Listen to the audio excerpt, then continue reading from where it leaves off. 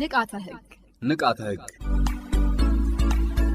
የኢፌድሪ ፍትህ ሚኒስቴር ከፋና ሚዲያ ኮርፖሬሽን ጋር በመተባበር ለማህበረሰቡ ንቃተ ህግ ይፈጥራል። የአውሮፓ ህብረት ለኢትዮጵያ የወንጀል ፍትህ አስተዳደር ባደረገው የገንዘብ ድጋፍ የቀረበ ዘውትር ሰኞ ረፋድ 5:30 ይቀርባል። ንቃተ ህግ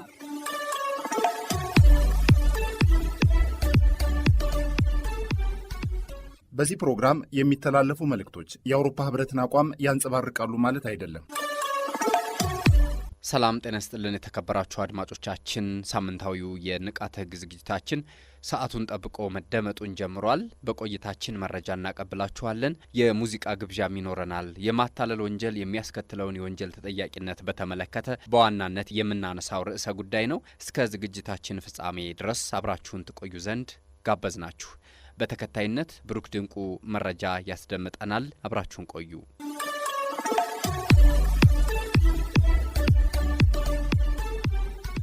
መረጃ የማግኘት መብት የህግ ማዕቀፍ በኢትዮጵያ። መረጃ የማግኘት መብት የአንድ ዘመናዊ ህብረተሰብ ዴሞክራሲያዊ እድገት መሰረታዊ መገለጫ ሲሆን ሀገራችን በተቀበለቻቸው ዓለም አቀፍ ስምምነቶች እንዲሁም በሀገራዊ ህጎች እውቅና የተሰጠው መብት ነው። የመረጃ ምንነት እውቁ የህግ መዝገበ ቃላት ብላክስ ሎ በ12ኛው እትሙ ኢንፎርሜሽን ኢዝ ኤኒ ዳታ ኒውስ ኦር ኖሌጅ ኮሚኒኬትድ ኮንሰርኒንግ ኤ ፓርቲኩላር ፋክት ኦር ሰርከምስታንስ በማለት ጠቅላላ ፍቺ የሰጠው ሲሆን በዚህም መረጃ ማለት በአንድ ውስን ጉዳይ ዙሪያ የሚጋራ ይዘት፣ ዜና ወይም እውቀት ነው የሚል ይሆናል።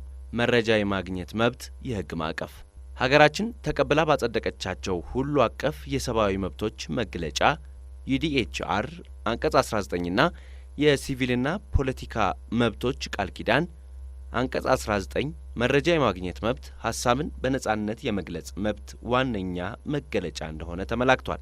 በተመሳሳይ የኢፌድሪ ህገ መንግስት አንቀጽ 29 ማንኛውም ሰው ያለምንም ጣልቃ ገብነት ሐሳቡን የመግለጽ ነጻነት እንዳለው የደነገገ ሲሆን ይህ ነጻነት በአገር ውስጥም ሆነ ከአገር ውጪ ወሰን ሳይደረግበት በቃልም ሆነ በጽሑፍ ወይም በህትመት በስነ ጥበብ መልክ ወይም በመረጠው በማንኛውም የማሰራጫ ዘዴ ማንኛውንም አይነት መረጃና ሐሳብ የመሰብሰብ የመቀበልና የማሰራጨት ነጻነቶችን ያካትታል። ከዚህ ጋር በተያያዘ ህገ መንግስቱ የፕሬስና የሌሎች መገናኛ ብዙሃን እንዲሁም የስነ ጥበብ ነጻነትን ያረጋገጠ ሲሆን የመገናኛ ብዙሃን አዋጅ ቁጥር 1238/2013 በአዋጅ ቁጥር 1374/2017 እንደተሻሻለው በስራ ላይ ይገኛል። መረጃ የማግኘት መብት ላይ የተቀመጡ ገደቦች። መረጃ የማግኘት መብት ፍጹም የሆነ መብት አይደለም። ስለሆነም በህግ በግልጽ በተመለከቱ ሁኔታዎች ሊገደብ ይችላል። ለአብነትም የሲቪልና ፖለቲካ መብቶች ቃል ኪዳን አንቀጽ 19 ይህ መብት የሌሎችን መብትና መልካም ስም፣ የሀገርን ደህንነት፣ የህዝብን ጤናና ሞራል ለመጠበቅ ሲባል በህግ ሊገደብ እንደሚችል አመልክቷል። በተመሳሳይ በኢፌድሪ ህገ መንግስት አንቀጽ 29 ንዑስ አንቀጽ 6 እንደተመለከተው መረጃ የማግኘት መብት የወጣቶችን ደህንነት፣ የሰውን ክብርና መልካም ስም ለመጠበቅ ሲባል ህግን መሰረት ያደረገ ገደብ ሊደረግበት ይችላል። እንደዚሁም ጦርነትን የሚቀሰቅሱና ሰብአዊ ክብርን የሚነኩ የአደባባይ መግለጫዎች በህግ የተከለከሉ እንደሆነ በዚሁ ድንጋጌ ተመላክቷል። መረጃ የማግኘት መብት በዕለት ተዕለት የህይወት እንቅስቃሴያችን ውስጥ ቁልፍ ሚና ያለው መብት ነው። መረጃ የማግኘት መብት መከበር ማህበረሰብ በተለይም ከመንግስት ሊያገኝ የሚገባውን አገልግሎት በቀላሉ ለማግኘትና ግዴታዎቹን በአግባቡ ለመወጣት የሚያስችል በመሆኑ ለመብቱ መከበር ሁሉም የበኩሉን ሊወጣ ይገባል።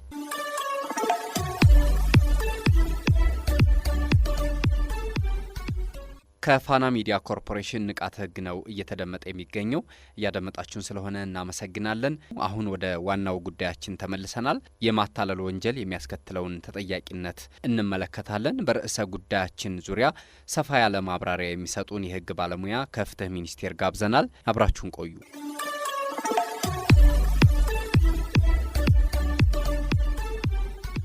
ወንጀል በሰው ልጆች አካል ወይም ንብረት ላይ ሊፈጸም የሚችል እኩይ ተግባር ሲሆን የተለያዩ ማህበራዊ፣ ኢኮኖሚያዊ እንዲሁም ስነልቦናዊ ጉዳት ማስከተሉ አይቀሬ ነው። ወንጀል እንዳይፈጸም መከላከል አንደኛውና ዋናው የፍትህ አካላትና የህብረተሰብ ኃላፊነት ነው። ከዚህ ባለፈ የወንጀል ድርጊት ተፈጽሞ ሲገኝ ደግሞ ተገቢውን ህጋዊ የእርምትና የቅጣት እርምጃ መውሰድ ተገቢ ነው። በመሆኑም የወንጀል ህግ ወንጀል ናቸው ብሎ እንዳይፈጸሙ የከለከላቸውን ወይም ደግሞ ያለመፈጸም ያለማድረግ የወንጀል ኃላፊነት እንዲያስከትል የተቀመጡትን ድንጋጌዎች ማክበር ግድ ይላል። በኢፌድሪ የወንጀል ህግ ለንብረት ጥበቃ ከሚያደርጉና በንብረት ላይ ሊፈጸሙ የሚችሉ ወንጀሎች ከሚዘረዝሩ ድንጋጌዎች መካከል የአታላይነት ወይም የማታለል ወንጀል አንዱ ነው። የተለያዩ የማታለል ድርጊቶችን በመፈጸም የሰዎች ንብረት የአታላዮች ሲሳይ ሲሆን መስማት በእለት ተእለት እንቅስቃሴ ውስጥ የሚያጋጥመን ጉዳይ ነው። የማታለል ወንጀልን ያካተቱ የተለያዩ ወንጀሎች በወንጀል ህጉ ተካተው ይገኛሉ። በበጌታውን እባላለሁ። በፍትህ ሚኒስቴር ንቃተ ህግ እና ስልጠና ዳይሬክቶሬት ከፍተኛ አቃቢ ህግ። የሰው ልጅ ሆነ ብሎ ወይም ደግሞ በቸልተኝነት የወንጀል ድርጊት ሊፈጽም ይችላል ማለት ነው። በተለይ የማታለል ወንጀልን ስንመለከት ማታለል ወንጀል በአብዛኛው ሆነ ተብሎ ወይም ደግሞ ታስቦበት የሚፈጸም የወንጀል አይነት ነው ማለት ነው። የማታለል ወንጀል በተለይ በ1996 ዓ.ም በወጣው የወንጀለኛ መቅጫ ህግ ላይ እንደዚሁ የማታለል ወንጀል አንቀጽ 692 ጀምሮ ባሉ እስከ 703 እና 4 ድረስ የተቀመጠ የማታለያ አይነቶችና እንዲሁም ደግሞ በምን ጉዳዮች ላይ የማታለል ወንጀል ሊፈጸም እንደሚችል የተቀመጠበት ያለ ሲሆን ከዚህ በተጨማሪ ደግሞ በተወካዮች ምክር ቤት የሚወጡ አዋጆች ላይ የወንጀል ድንጋጌዎችን የያዙ አዋጆችም ወጥተው የማታለል ወንጀል የተቀመጠባቸው አሉ ማለት ነው። ማታለል ትርጉሙን ስንመለከት አንድን ሰው በቃ ማጭበርበር ወይም ደግሞ እንዲያረጋለሁ እንዲያረግላለሁ እንዲፈጽምላለሁ እንዲያረግላለሁ ብሎ ያንን ሰው በማታለል የሆነ ጥቅም ማግኘት ወይም ደግሞ ያን ሰው ወዳልሆነ ነገር መምራት ነው ብለን ልናየው እንችላለን ማለት ነው። በ1996 ዓ.ም በወጣው የወንጀል ህግ ላይ አንቀጽ 692 የተቀመጡትን ፍሬ ነገሮች በማየት ነው። በዚህ አንቀጽ ላይ የተቀመጠው ምንድነው? ማንም ሰው በማይገባ ብልጽግና ለራሱ ለማግኘት ወይም ደግሞ ሌላ ሰው ለማስገኘት በማሰብ አሳሳች የሆኑ ነገሮችን በመናገር የራስ ማንነት ወይም ደግሞ ሁኔታ በመሰወር ወይም መግለጽ የሚገባውን ነገር በመደበቅ ወይም ደግሞ የሌላውን ሰው የተሳሳተ እምነት ወይም ግምት በመጠቀም በማድረግም ሆነ ባለማድረግ ሌላውን ሰው አታሎ የራሱን ወይም ደግሞ የሶስተኛ ወገንን የንብረት ጥቅም የሚጎዳ አድራጎት መፈጸም ነው ብሎ ያስቀመጠበት ሁኔታ አለ ማለት ነው። ተራ የሆነ የማታለል ወንጀል በተፈጸመ ጊዜ በቀላል እስራት ወይም ደግሞ እንደ ነገሩ ክብደት እስከ 5 ዓመት በሚደርስ ጽኑ እስራትና በመቀጮ ሊቀጣ እንደሚችል የተቀመጠበት ሁኔታ አለ ማለት ነው።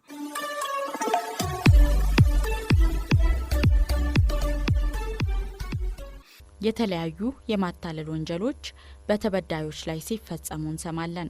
ከነዚህም ውስጥ የራስን እውነተኛ ማንነት በመደበቅ በማህበራዊ ሚዲያ ነጻ የትምህርት እድል እንደሚሰጡ በመግለጽ የፍቅር ጓደኝነት በመመስረት ከተግባቡ በኋላ ወደ ውጭ ሀገር እንደሚወስዱ በመግለጽ በተለያየ መንገድ በማሳመን ገንዘብ መቀበል፣ ፈጣን ሎተሪ ደርሶት ገንዘቡን ለመውሰድ መታወቂያ ስለሌለው በተበዳይ መታወቂያ እንዲወጣ በማሳመን ለመያዣነት ስልክ፣ ኮምፒውተር፣ ገንዘብና የመሳሰሉትን በመቀበል መሰወር፣ በባንክ ደብተር ውስጥ በቂ ገንዘብ ሳይኖር ገንዘብ እንዳለ በማሳመን ግብይት መፈጸም፣ የስልክ ቁጥሩ የሎተሪ አሸናፊ እንደሆነ በመግለጽ ገንዘቡ እንዲላክላቸው የሞባይል ካርድ እንዲሞሉ ወይም የባንክ አካውንት ውስጥ ገንዘብ እንዲያስገቡ በማሳመን ገንዘብ መቀበል ለአብነት ሊጠቀሱ የሚችሉ የማታለል ወንጀሎች ናቸው። በወንጀል ህጋችን በአንቀጽ 693 ላይ የተቀመጠው የማታለል ወንጀል ከሚፈጽማቸው አንዱ በቼክ ማለት ነው። እዚህ ላይ እንግዲህ የተቀመጠው ማንም ሰው ቼክ የሚወጣበት ወይም ደግሞ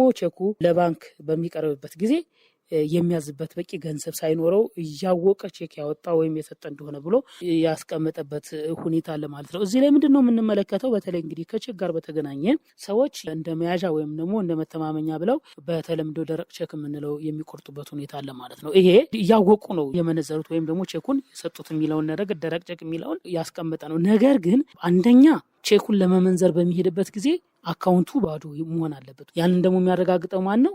የተጻፈለት ሰው ገንዘቡን ለማውጣት በሄደበት ጊዜ ያንን ገንዘብ ለማውጣት የሄደበት ቅርንጫፍ ባንክ የቼኩን ያዘዘበት ባንክ ሄዶ ለማውጣት ሲሄድ በዛ አካውንት ላይ ገንዘብ አለመኖሩ መረጋገጥ መቻል አለበት። መቼ? ገንዘቡን ለማውጣት በሄደበት ጊዜ። ቼኩን ሲቆርጥ ምናልባት ገንዘብ ላይኖረው ይችላል። ነገር ግን ልክ ገንዘቡን ለምሳሌ ከ1 ወር በኋላ ነው የምትወስደው ብሎ ቼኩ በሚጻፍበት ሰዓት በዚህን ጊዜ ይውጣ ብሎ ሊያዝ ይችላል። በዛን ሰዓት ከ3 ወር በኋላ ሄዶ ሰውየው ሊያወጣ ባደረገ ሰዓት ደረቅ ወይም ደግሞ ገንዘብ አለመኖሩ መረጋገጥ መቻል አለበት። በሰዓቱ ቼኩን ለመመንዘር በሚሄድበት ሰዓት ላይ ገንዘብ አካውንቱ ላይ የሌለ መሆኑ መረጋገጥ መቻል አለበት ነው። ይሄ በሆነ ጊዜ በቼክ ማጭበርበር ወይም ደግሞ የማታለል ወንጀል ተፈጽሟል ተብሎ የወንጀል ተጠያቂ የሚሆንበት ሁኔታ አለ ማለት ነው።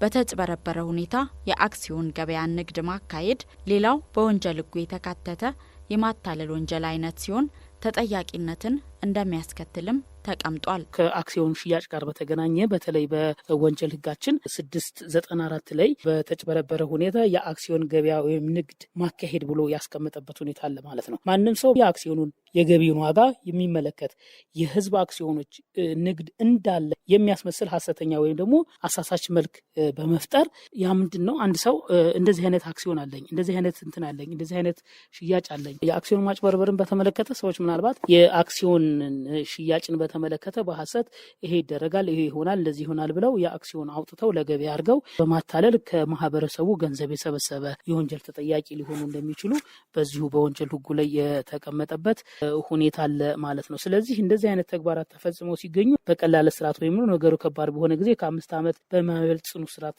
ሊቀጣ እንደሚችል የተቀመጠበት ሁኔታ አለ ማለት ነው። ከዚህ ከአክሲዮን ጋር በተገናኘ በእርግጥ በተለይ አዲሱ የወጣው 1248 የምንለው አዋጅ የካፒታል ገበያ አዋጅ አለ። እዛ ላይ ከአክሲዮን ጋር በተገናኘ የሚፈጸሙ ሌሎች የወንጀል ድርጊቶችም አሉ። እዛ ላይም ደግሞ የማታለል ተግባር ከተፈጸመ የወንጀል ተጠያቂነት ሊቀጣ እንደሚችልም የተቀመጠበት ሁኔታ አለ ማለት ነው።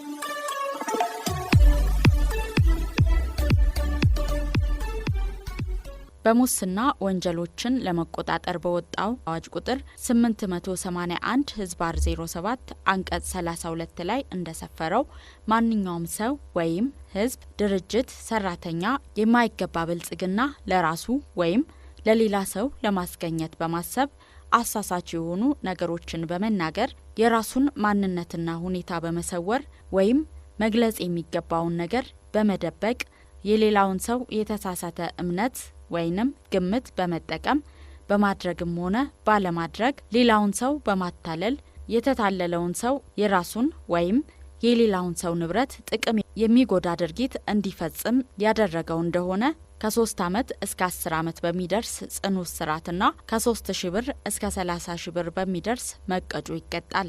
ኢንሹራንስን በሚመለከት የሚፈጸም የአታላይነት ድርጊት በወንጀል ሕጉ የሚያስቀጣ ሲሆን ማንም ሰው የማይገባ ብልጽግና ለራሱ ለማግኘት ወይም ለሌላ ሰው ለማስገኘት በማሰብ ኢንሹራንሱን የተገባበትን አደጋ በመፍጠር ወይም በውል ውስጥ በተገለጸው ጥቅም ላይ ተጽዕኖ በሚያደርግ አኳኋን የኢንሹራንሱን ገንዘብ ልክ የውሉን ዘመን ወይም የኢንሹራንሱን ተጠቃሚዎች የሚመለከት ፍሬ ነገር በመደበቅ በማሳሳት በማረጋገጥ ወይም ይህንኑ በሚመለከት ሐሰተኛ መግለጫ በመስጠት አንድ የኢንሹራንስ ማህበርን ካታለለ በማንኛውም ሌላ መንገድ ከኢንሹራንስ እንቅስቃሴ ጋር በተያያዘ የአታላይነት ድርጊት ከፈጸመ በቀላል እስራት ወይም ሁኔታዎች ይበልጥ ከባድ ሲሆኑ ከ5 ዓመት በማይበልጥ ጽኑ እስራትና ከብር 50,000 በማይበልጥ መቀጮ ይቀጣል። ማንኛውም ሰው ኢንሹራንስ በንብረቱ ወይም ደግሞ በራሱ በአካሉ በሰውነቱ ከጤናው ጋር በተገናኘ ኢንሹራንስ ሊገባ ይችላል። ኢንሹራንስ በገባ ሰዓት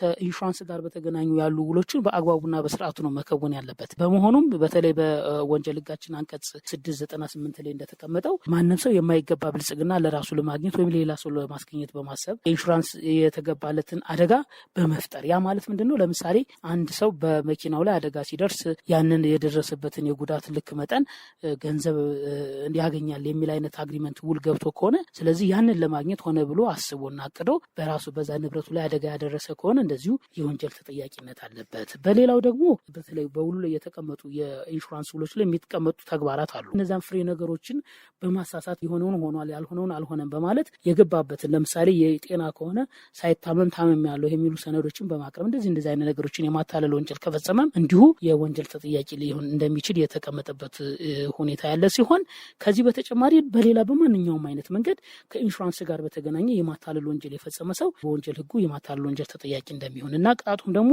ቀላል እስራት ወይም ደግሞ በይበልጥ ከባድ ሲሆን ከ5 ዓመት በማይበልጥ ጽኑ እስራትና ከብር 50,000 በማይበልጥ መቀጮ ሊቀጣ እንደሚችል ተቀምጧል ማለት ነው። ሌላኛው በኮምፒውተር አማካኝነት የሚፈጸም የማታለል ወንጀል ሲሆን ማንኛውም ሰው አሳሳች የኮምፒውተር ዳታዎችን በማሰራጨት የራሱን ማንነት ወይም ሁኔታን በመሰወር መግለጽ የሚገባውን ነገር በመደበቅ የሌላውን ሰው የተሳሳተ እምነት በመጠቀም አታሎ የራሱን ወይም የሶስተኛ ወገንን ማንኛውም ጥቅም የሚጎዳ ድርጊት እንዲፈጽም ያደረገው እንደሆነ ከ5 ዓመት በማይበልጥ ጽኑ እስራትና ከብር 50,000 በማይበልጥ መቀጮ ይቀጣል። በተለይ ከህዝብ እምነት ጋር በተገናኘ ሰዎችን በማታለል ጥቅም ለማግኘት በማሰብ እንደዚህ አደርጋለሁ፣ ይሄን አደርጋለሁ፣ ጋኔን አስወጣለሁ፣ ይሄ ባህላዊ ድርጊቶች የምንላቸው ሀብት ፈጥራለሁ፣ ይሄን አደርጋለሁ፣ እንደዚህ አደርጋለሁ ወደ ሀብት ማማ እያሉ ይህንን የህዝቡን እምነት በማታለል ደግሞ የወንጀል ተግባር መፈጸምም እንደዚሁ አንዱ ማታለል ወንጀል እንደሆነ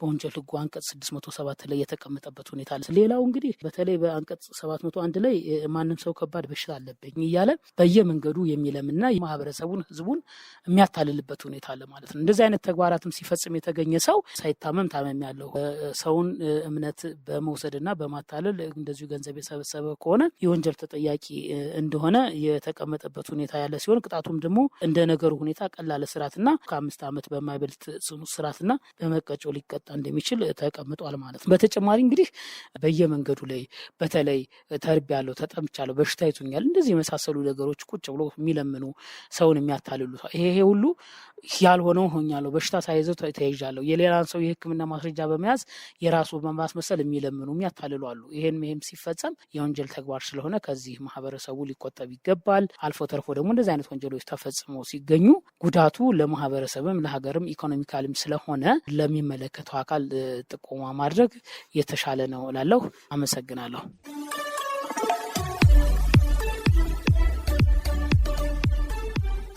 የተከበራቸው የፕሮግራማችን ተከታታዮች ፍትህ ሚኒስቴር ለ2019 ዓ.ም ለህብረተሰቡ ንቃተ ህግ ለመስጠት የፍላጎት ዳሰሳ ለማድረግ ያዘጋጀውን መጠይቅ በፍትህ ሚኒስቴር ማህበራዊ ሚዲያ ወይም ፌስቡክና ቴሌግራም ያዘጋጀውን ሊንክ በመጫን እንድትሞሉ እየጠየቀ ተቋማችን የማህበረሰብ ተሳትፎንና ንቃተ ህግን በአዲስ እይታ ለመቃኘት እያደረገ ባለው ሂደት ተሳታፊ እንድትሆኑ ይጋብዛል።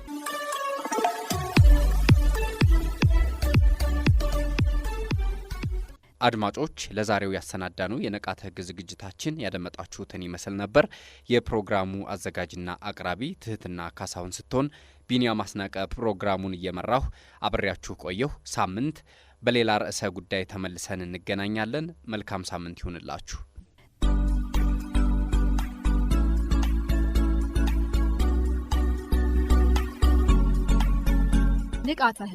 ንቃተ ህግ የኢፌዴሪ ፍትህ ሚኒስቴር ከፋና ሚዲያ ኮርፖሬሽን ጋር በመተባበር ለማህበረሰቡ ንቃተ ህግ ይፈጥራል። የአውሮፓ ህብረት ለኢትዮጵያ የወንጀል ፍትህ አስተዳደር ባደረገው የገንዘብ ድጋፍ የቀረበ ዘውትር ሰኞ ረፋድ 5:30 ይቀርባል። ንቃተ ህግ